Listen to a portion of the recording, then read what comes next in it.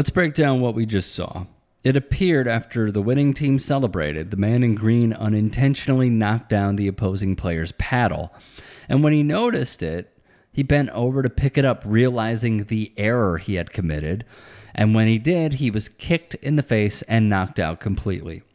We now have footage that led up to this moment. Here that is.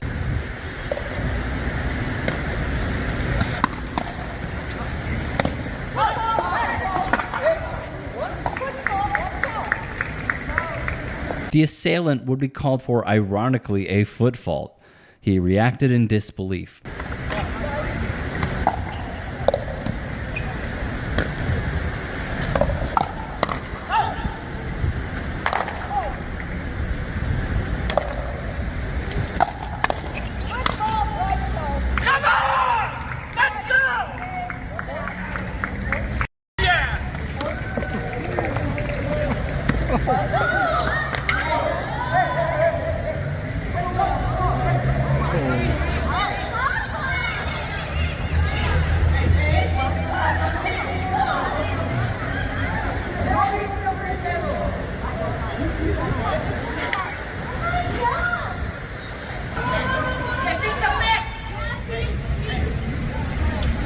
Once again, the man who would kick his opponent was called for a foot fault. It was the final sequence of the match, which meant they lost. Here is what we know thus far.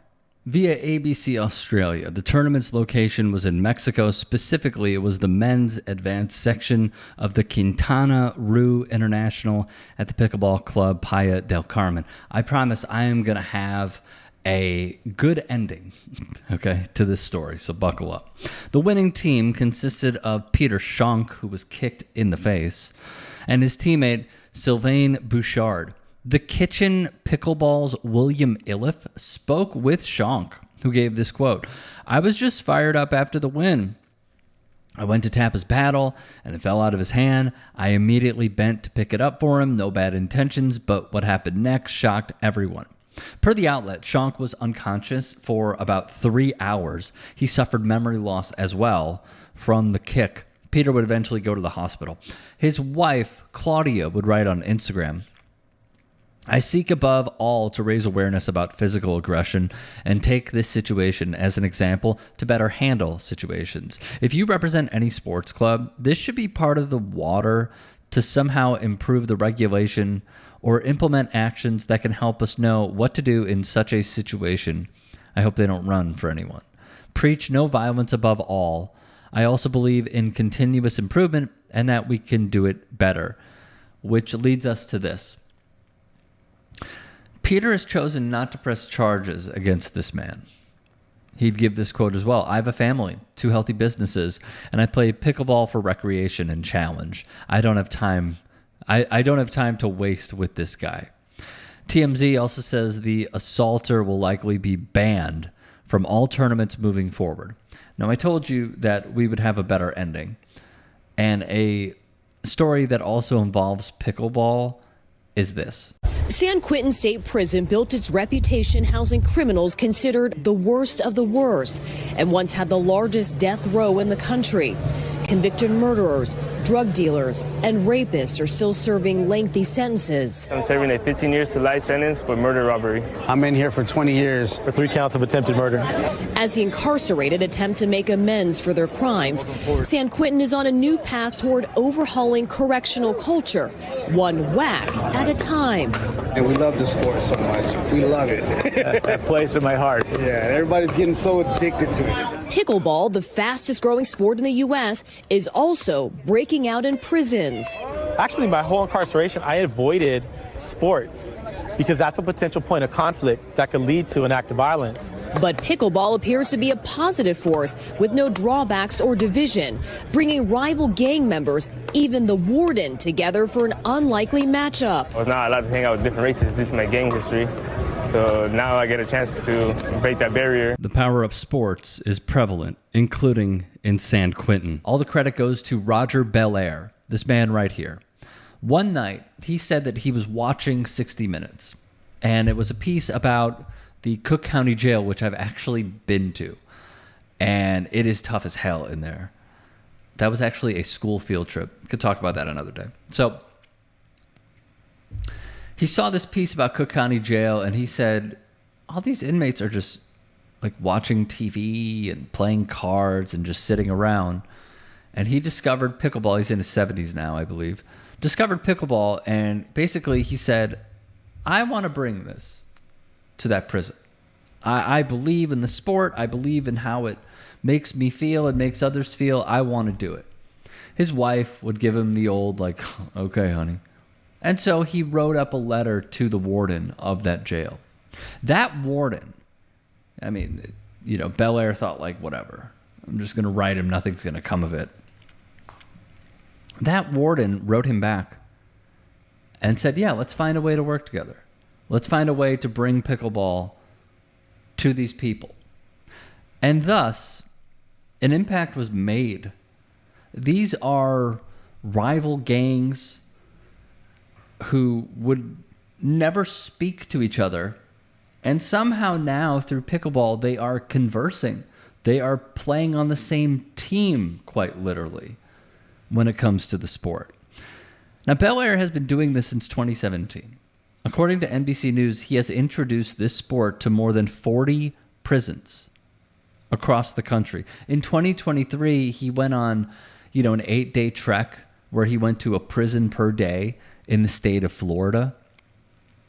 And the writer for the Washington Post, Rick Mays, I believe his name is pronounced, would write, Bel Air's convinced the sport could benefit them all. And it wasn't long before the inmates started to understand why.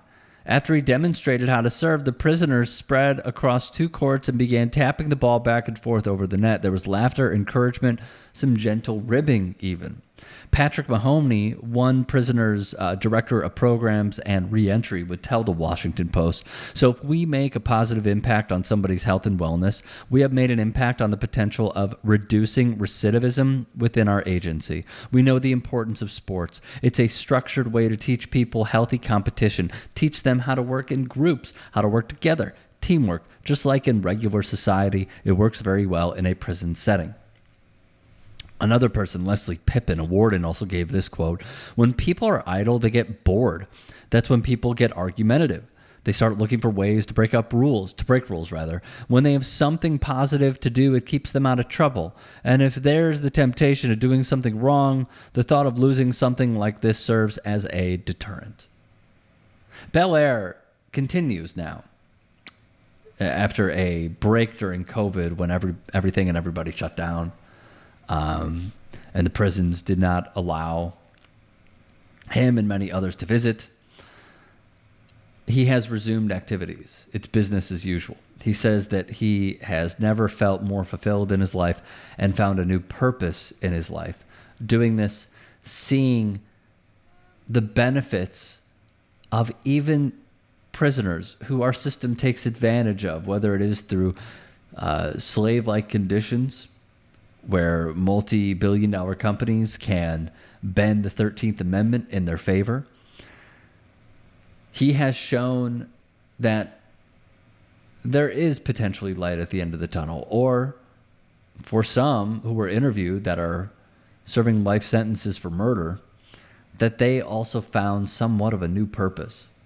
And one quote that will always stick out to me from one of those incarcerated who was serving a life sentence said, when you play, it feels like you're not in prison. Well, that hits pretty hard, doesn't it? Bel Air is a former VP in banking and an investment broker. So basically, how he would craft this to all these different wardens was, I'm going to pay for all this. I believe in the message. I have good intentions.